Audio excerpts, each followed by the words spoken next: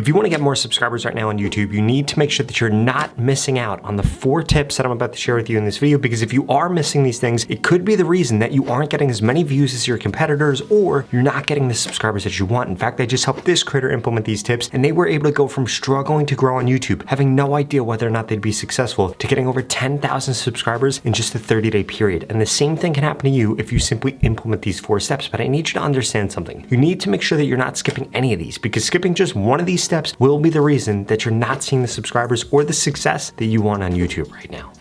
First and foremost, and this is an incredibly important step, you need to make sure that you are qualifying every single post that you do on YouTube. I see so many channels mess this up, and this is why you're putting out content as a small channel and nobody views it. You're getting no likes, you're getting no comments, you're getting no subscribers, because you didn't actually qualify the post before you end up doing it. I see so many small channels, what they end up doing is just creating the content that they want to put out. Now look, if that's what you want to do, that's great. But if you want to get more subscribers and you want to get more views, you need to make sure that YouTube actually has an audience for the piece of content you're going to put out, and you do this by qualifying your post. Now, in order to qualify your post, one of 2 things needs to be true. Either first, people need to be actively searching for the video that you're about to create. For example, you might have found this video by looking up how to get more subscribers on YouTube, or how to get more subscribers as a small YouTube channel. Or you need to be making content that people are actually interested in. And this will ebb and flow. For example, if you make a post right now about a baseball player that isn't popular, well then guess what? You probably won't get a lot of views on it. But if you make that post about a baseball player a month from now, when he just broke a new record, well then guess what's going to happen? You're going to get more views. And you need to take this into consideration. No matter what niche you're in, there are going to be some topics that people are going to be more interested in. And that is what you need to make sure that you're latching onto and creating content about.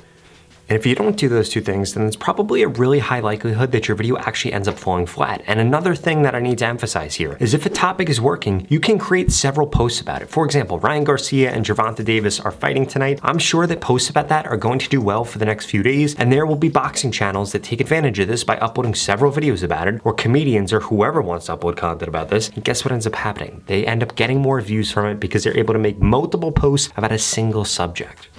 The second thing that you need to make sure that you're doing is actually eliciting an emotional response within your videos. If you're failing at doing this, well, people aren't going to subscribe, people aren't going to like, and they're not going to click on your video the next time that they see your video. Because one of my favorite quotes is, people don't remember what you said to them, but they do remember how you made them feel. And this is what you need to take into consideration when you're creating content, which is exactly why I want to thank today's video sponsor, Epidemic Sounds, because they allow you to do this. In fact, I do this all the time in my YouTube content. When I want to elicit in a certain mood, guess what I do? I go to Epidemic Sounds, I do a search for whatever mood I want to elicit, and they make this incredibly easy for a few reasons. One, I can find several different moods. I can find a mood for no matter what I'm trying to elicit within my videos, and you need to be doing the same thing, because if you're not having that initial spark, or the sounds that you're using just don't match up to the tone, well then guess what's going to happen? People are going to swipe away from the video, they're not going to end up subscribing, and they probably won't watch one of your videos again in the future, so you need to make sure that you're doing this. And again, Epidemic Sounds make this incredibly easy, because 1, you can go straight to their site and get these things, but 2, you now have peace of mind. And you have peace of mind because you know that these videos won't get copyright claims. You won't have videos taken down from them. In fact, I get questions all the time about, Rob, I'm getting copyright claims. Is this affecting my channel? And it is. It's going to affect your monetization. It's going to make it harder for you to get more views, more subscribers. So what are you waiting for? Go to the link in the pinned comment below. Sign up for Epidemic Sounds right now. If you go to the link in the pinned comment, you get a 30-day free trial. And any of the sounds that you use during that 30 days, even after the 30 days, if you don't continue with a paid plan, well then guess what's going to happen? Those sounds will still be eligible on your account, and you're not going to get copyright claimed for them.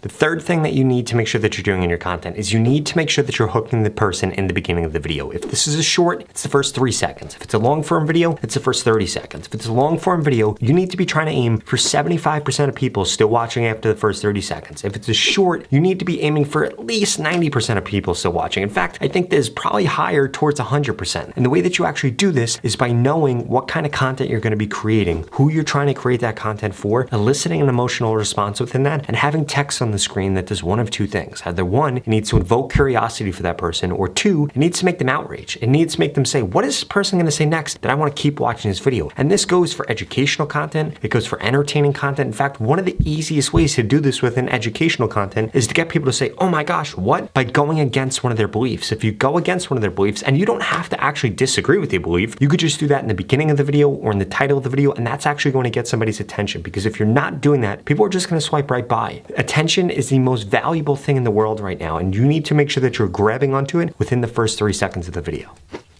Now, this brings me to the fourth and final thing that you need to make sure that you're doing in your content, and this is the one that I see so many small channels miss. You need to, instead of just creating content for your viewers, put yourself in your viewers' shoes. What do they struggle with? What do they want to know? What are they curious about? What topics do they like? What do they want to hear about? How do they want to learn? And then you need to be able to create content based off of that, because if you're able to create content based off of that, you're going to get more subscribers than you could have ever imagined, because you're going to be able to break through the noise. I don't care if you're in a crowded niche like real estate. It doesn't matter. If you're able to break through the noise by actually putting yourself in the viewer's shoes and providing them with the best experience, you're going to get rewarded for it by getting more subscribers.